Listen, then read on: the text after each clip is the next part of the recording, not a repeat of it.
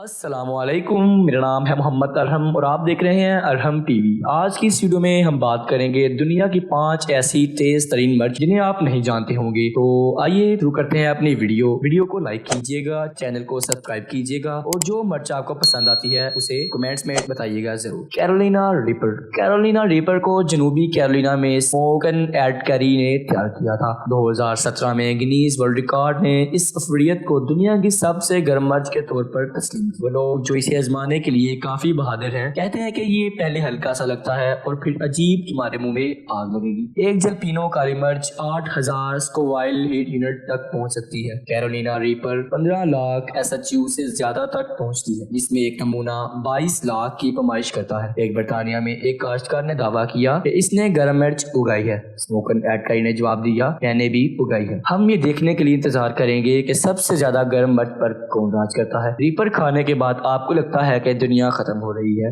لیکن اس بات کا کوئی ثبوت نہیں کہ وہ آپ کی صحت کے لیے خطرناک۔ اسی کو سنبھالنے کے لیے اپنی آنکھیں نہ رگڑنے دیں۔ ایک تجویز یہ ہے کہ وڈکا کی بوتل میں تھوڑا سا ڈالیں اور اس کچھ ہفتوں تک بیٹھنے دیں۔ یہ یقینی طور پر ڈرنک پارٹی کو زندہ کرے گا۔ نمبر 4 پر آتی ہے پپریکا۔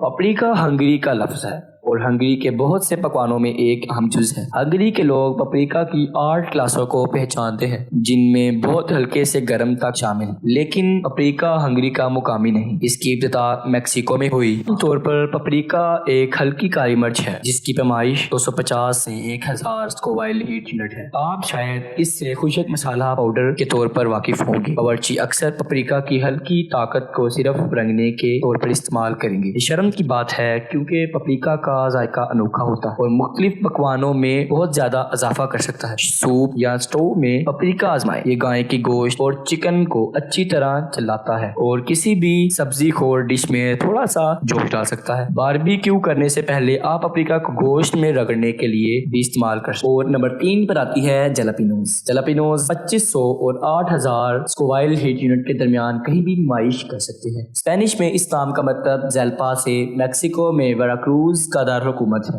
یہ اب دنیا بھر کے مختلف علاقوں میں اگائی جاتی ہے اور دنیا کے دیگر مقامات کے علاوہ امریکہ کے مغربی اور جنوب مغربی ریاستوں میں بھی اچھی کارکردگی کا مظاہرہ کرتی ہے۔ اپنے جلاپینوز کو کافی مقدار میں مٹی دیں اگر آپ گھر میں جلاپینوز اگانا چاہتے ہیں، اور اس بات کو یقینی بنائیں کہ آپ کا برتن اچھی طرح سے خشک ہو۔ آپ کو جلد ہی ہموار مضبوط جلاپینو کی فصل 4 یا 2 انچ لمبی ہوگی۔ میکرونی میں جلاپینوز آزمائیں، وہ واقعی آپ کے کھانوں میں فرق ڈالتے ہیں۔ نمبر 3 پر آتی ہے کین پیپر۔ کیا آپ جانتے ہیں کینن پیپر ہم اپنی لائف میں روزمرہ کے کھانوں میں استعمال کرتے ہیں۔ انگریزوں کے ماہر نباتات نے 1652 میں لال مرچ کا ذکر کیا، اس لیے ہم ان کے بارے میں ایک طویل عرصے سے جانتے ہیں۔ آپ کو زیادہ تر اسٹورز میں پاؤڈر لال مرچ مل سکتی ہے، لیکن یہ نام بعض اوقات گرم مرچ کے لیے عام اصطلاح کے طور پر استعمال ہوتا ہے۔ یہ کچھ برانڈز میں حقیقی کین پیپرز اور دیگر مرچوں کا مرکب ہو سکتا ہے۔ لال مرچ کی شرح 30,000 سے 50,000 اسکوائل ہیٹ یونٹ، اس لیے یہ کافی گرم ہے۔ لال مرچ کی مختلف قسمیں ہیں اور انہیں گھر میں اگانا آسان ہے۔ آپ انہیں تازہ یا خشک استعمال کر سکتے ہیں۔ لال مرچ مختلف معروف تجارتی چٹنیوں میں ایک عام جزو ہے۔ بہترین اصلی لوسیانا سوس ایک ہے، لیکن آپ اپنی چٹنی